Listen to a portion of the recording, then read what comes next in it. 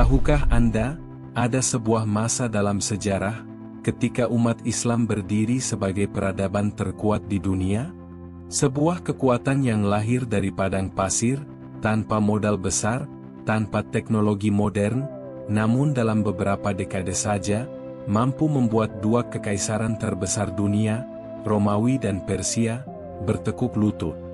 Bukan hanya agama, Islam saat itu telah menjadi sebuah sistem global. Mereka memimpin dalam perdagangan lintas benua. Mereka mengembangkan ilmu pengetahuan yang menerangi dunia.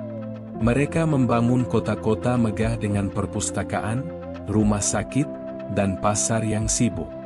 Sejarah mencatat, pada abad ke-8 hingga ke-10, umat Islam menguasai hampir 2/3 dunia yang dikenal kala itu.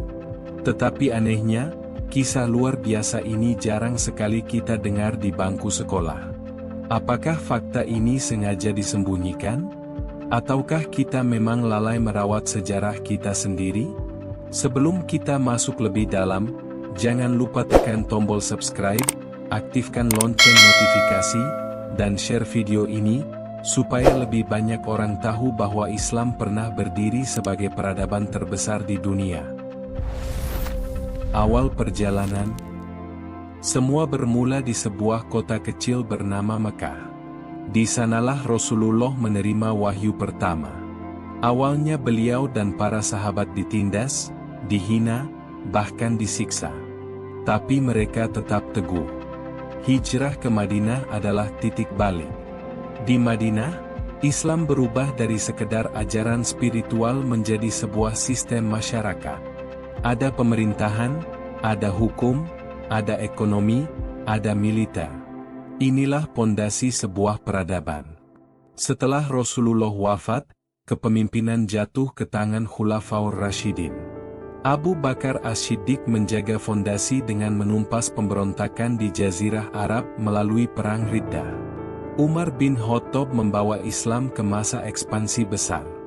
Di masa Umar, dalam waktu kurang dari 10 tahun, pasukan Islam berhasil menaklukkan Kekaisaran Persia dalam Perang Qadisiyah, dan melemahkan Romawi Timur melalui Perang Yarmouk. Yerusalem pun dibebaskan. Uniknya, Umar masuk kota itu dengan pakaian sederhana, tanpa arak-arakan megah. Inilah simbol kepemimpinan yang merakyat. Bayangkan, hanya dalam 50 tahun sejak wafatnya Rasulullah, Islam sudah berubah dari komunitas kecil menjadi kekuatan dunia.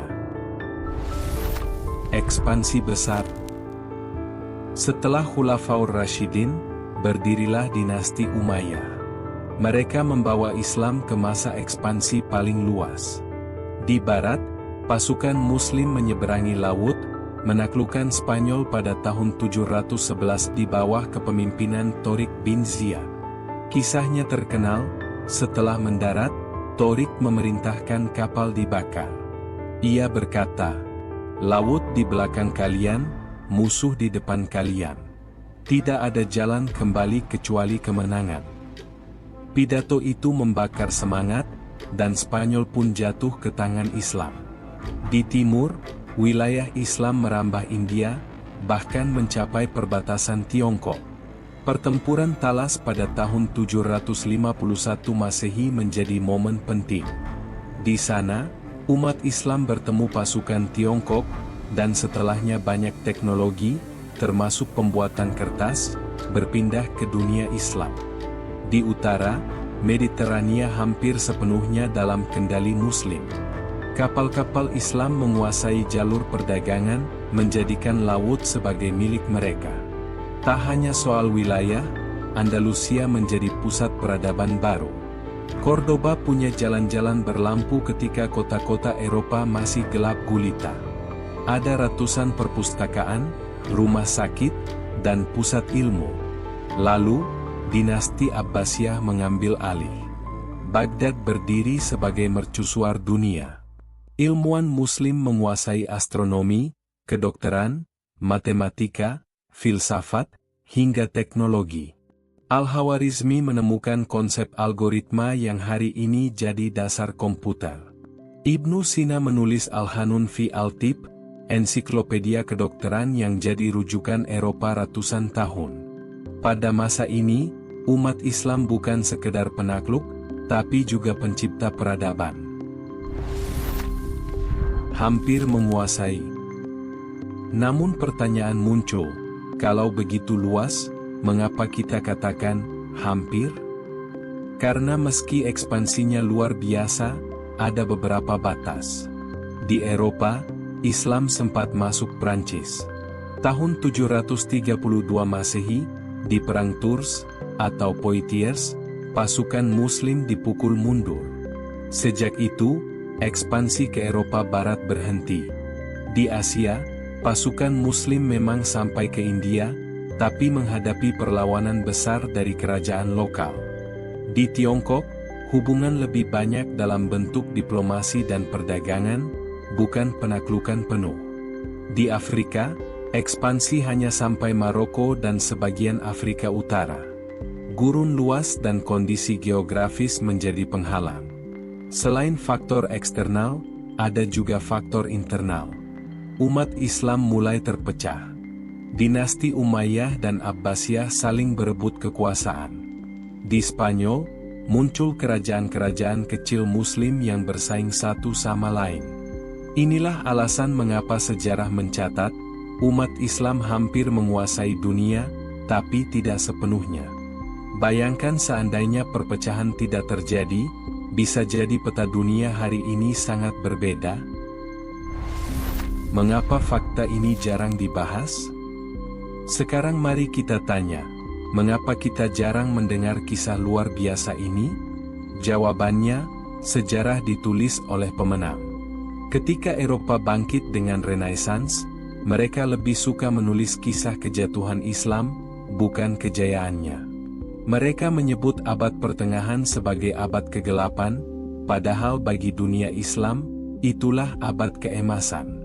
Coba perhatikan buku pelajaran sejarah. Kita lebih sering membaca kisah perang salib dari sudut pandang Eropa, daripada kisah bagaimana Baghdad punya perpustakaan dengan jutaan manuskrip. Kita lebih sering diajarkan tentang kebangkitan Eropa, daripada kontribusi ilmu Islam yang menjadi pondasi kebangkitan itu.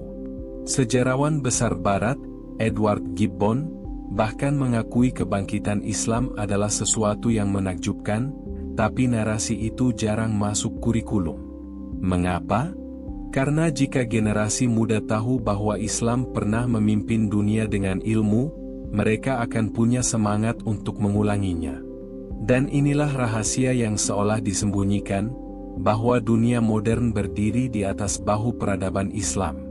Hikmah dan penutup, dari kisah ini kita belajar, kejayaan Islam lahir bukan dari jumlah pasukan, bukan dari kekayaan harta, tapi dari ilmu yang dikejar tanpa henti, adab yang dijaga dalam setiap interaksi, persatuan yang menumbuhkan kekuatan, ketakwaan yang jadi pondasi semua langkah. Sebaliknya, kejatuhan Islam terjadi ketika umat mulai terpecah, cinta dunia, dan melupakan ilmu. Hari ini, kita mungkin tidak lagi menguasai dunia dengan pedang atau wilayah. Tapi kita bisa kembali menguasai dunia dengan ilmu, akhlak, dan iman. Bayangkan jika umat Islam kembali mencintai ilmu seperti dulu, jika kita bersatu kembali dalam persaudaraan yang kuat, dunia akan kembali menyaksikan cahaya Islam sebagai mercusuar peradaban.